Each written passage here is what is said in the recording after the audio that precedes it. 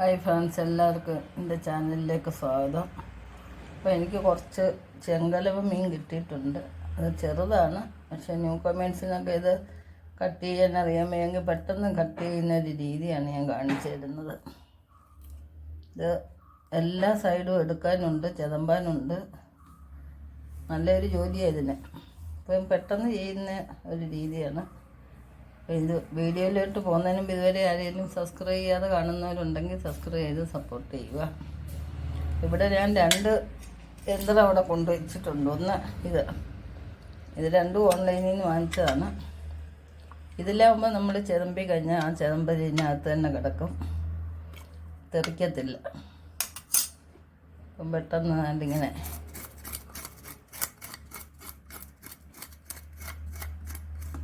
എളുപ്പമാണ്.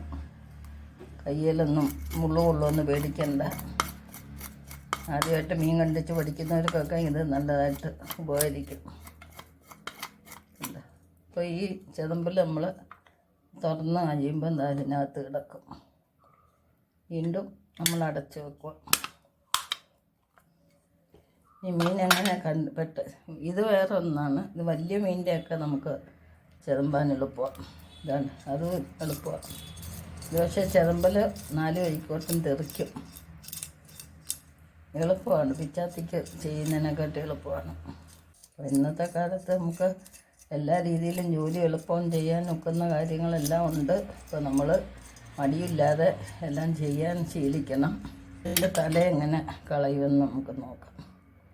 ഇങ്ങനെ മീനെടുത്തിട്ട് ഇങ്ങനെ തിരിച്ചു പിടിക്കണം.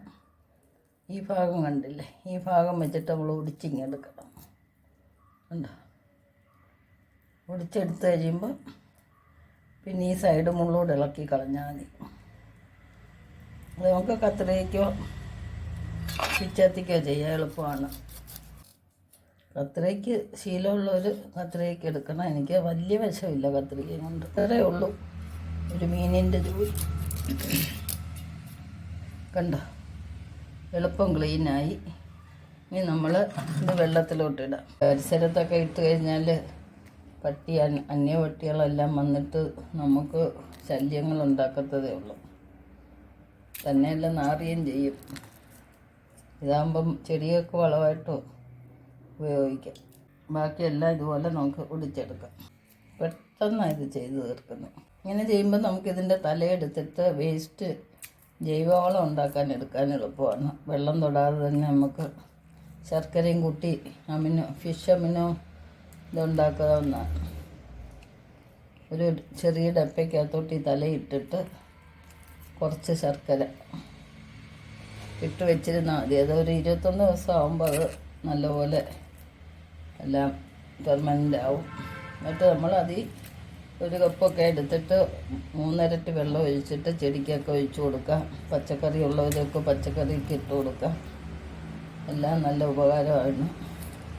വേസ്റ്റ് നമ്മൾ കഴിയുന്നതും വെളിയിൽ കളയാതിരിക്കുക. പട്ടികളുടെ ശല്യം കുറയാൻ അതാണ് ഏറ്റവും വലിയൊരു മാർഗം. ഇപ്പം പേപ്പട്ടിയുടെയൊക്കെ കാലമാണ്. ഒരു പട്ടി പിടിച്ച് കഴിഞ്ഞാൽ അത് കാണുന്ന പട്ടിയെല്ലാം കടിച്ചിട്ടാണ് പോകുന്നത്. ഏത് പട്ടിയാണ് നമ്മുടെ അടുത്ത് വരുന്നതെന്ന് നമ്മൾ അറിയുന്നില്ല. അപ്പോൾ അപകടങ്ങളിൽ നിന്നെല്ലാം നമുക്ക് ഇങ്ങനെയൊക്കെയുള്ള കാര്യങ്ങൾ ഒഴിവാക്കിയാൽ അപകടങ്ങൾ ഇല്ലാതെ രക്ഷപ്പെടാൻ നോക്കും.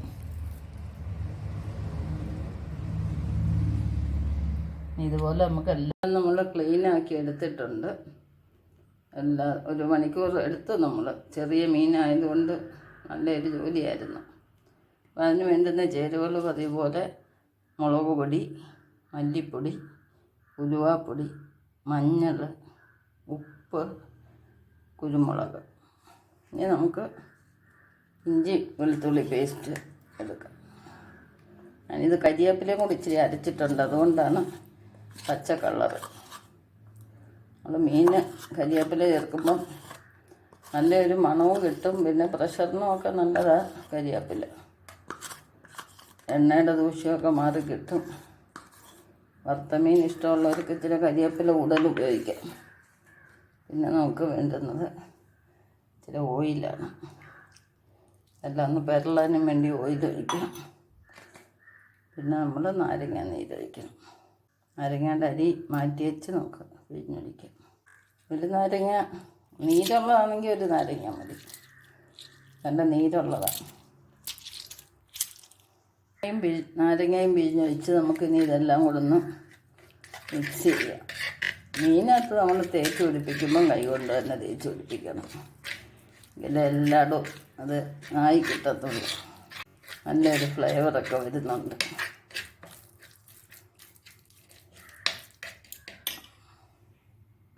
ഒരുപാട് വരയാനില്ല, നമുക്ക് 1-2 വര കൊടുത്താൽ മതി, അല്ലെങ്കിൽ അടന്നു പോകും. വരഞ്ഞില്ലെങ്കിൽ നമുക്ക് എരിവും പുളിയൊന്നും പിടിക്കത്തില്ല. ചെറുതായിട്ടൊന്ന് വരഞ്ഞാൽ മതി. ചെറിയ മീനായതുകൊണ്ട് കട്ടിയില്ലല്ലോ. അപ്പം 2 വര വീതം അപ്പുറവും ഇപ്പുറവും തിരിച്ചും മറിച്ചും നമുക്ക് കൊടുക്കാം. നമ്മൾ വരയുമ്പോൾ ശ്രദ്ധിക്കേണ്ട കാര്യം നേരെ വരയുക, ചരിച്ച് വരയരുത്. ഇതിപ്പോൾ ഇങ്ങനെ വരഞ്ഞു, ഇനി ഇതിൻ്റെ ഇതേ ഭാഗത്ത് വരരുത് വര, അടുത്ത വരയായിട്ട് ഇങ്ങനെ വരണം. അപ്പം നമുക്ക് അടുത്ത് എടുക്കുമ്പോൾ എളുപ്പമുണ്ട്. അപ്പോൾ എല്ലാം വരഞ്ഞു കഴിഞ്ഞു. അപ്പം നമ്മൾ ഓരോ ജോലി ചെയ്യുമ്പോഴും അതിൻ്റേതായിട്ട് ഓരോരുത്തർക്കും ഓരോ ഐഡിയ വേണം. നമ്മുടെ പഴയ തലമുറക്കാരെല്ലാം പറഞ്ഞു തന്ന കാര്യങ്ങളൊക്കെ നല്ലത് തന്നെയാണ്. നമുക്ക് പിന്തുടരാനുള്ളത് പിന്തുടരുക, നമ്മുടെ പുതിയ തലമുറയ്ക്കൂടെ നമ്മൾ പറഞ്ഞു കൊടുക്കുക.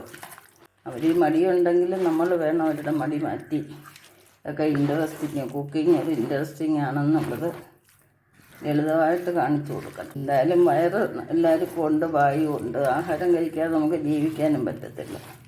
അപ്പോൾ ഇതൊക്കെ ചെറിയ രീതിയിലെല്ലാം പഠിച്ചിരുന്നാൽ നല്ലതാണ്. വൃത്തിയായിട്ട് നമുക്ക് വീട്ടിൽ തന്നെ ഉണ്ടാക്കി കഴിക്കാം. വല്ലപ്പോഴും ഔട്ടിങ്ങിനൊക്കെ പോകാം. എല്ലാം നല്ല വൃത്തിയായിട്ട് പരത്തി എടുത്തിട്ടുണ്ട്.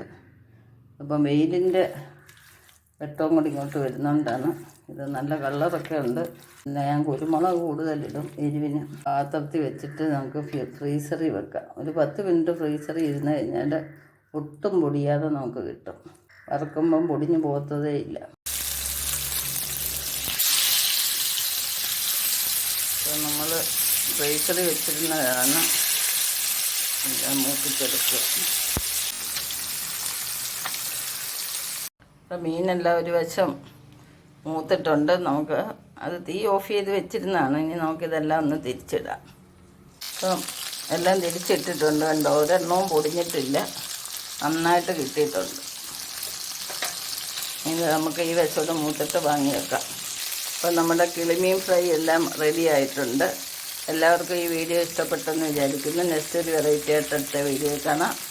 ശുഭദിനം ആശംസിച്ചുകൊണ്ട് ബൈ ബൈ.